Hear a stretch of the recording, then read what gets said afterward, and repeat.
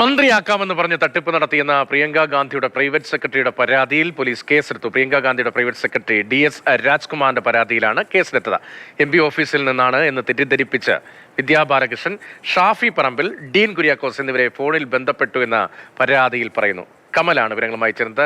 കമൽ, ഇപ്പോൾ ആദ്യം വിദ്യാ ബാലകൃഷ്ണന്റെ പരാതിയുടെ വിശദാംശങ്ങളാണ് വന്നത്. വിദ്യയെ ഫോണിൽ വിളിച്ച് പണം കൊടുത്താൽ മന്ത്രിയാകാനുള്ള അവസരം ഒരുക്കാം എന്നാണ് പറഞ്ഞത്. പക്ഷേ ഷാഫി പറമ്പിലിനും ഡീൻ കുര്യാക്കോസിനും എന്തായിരുന്നു ഓഫർ?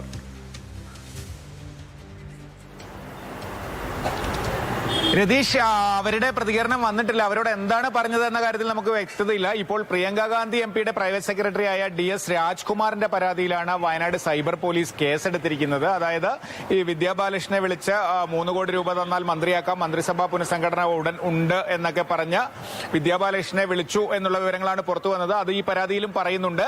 മറ്റൊരു നമ്പറിൽ നിന്ന് ഈ രാജ്കുമാർ ആണെന്ന് പറഞ്ഞാണ് വിദ്യയെ വിളിച്ചത്. അതോടൊപ്പം ഷാഫി പറമ്പിലിനും ഡീൻ കുര്യാക്കോസിനും ഇത്തരത്തിൽ കോൾ പോയിട്ടുണ്ട് എന്നാണ് രാജ്കുമാറിന്റെ പരാതിയിൽ പറയുന്നത്. നമുക്ക് അദ്ദേഹത്തെയും ബന്ധപ്പെടാൻ കഴിഞ്ഞിട്ടില്ല. എന്താണ് ഇതിന്റെ കൃത്യമായ കാര്യങ്ങൾ എന്നുള്ള വിവരങ്ങൾ വരുന്നതേ ഉള്ളൂ. എന്തായാലും വയനാട് സൈബർ പോലീസ് ഈ പരാതിയിൽ ഒരു കേസെടുത്ത അന്വേഷണവുമായി മുന്നോട്ട് പോവുകയാണ്.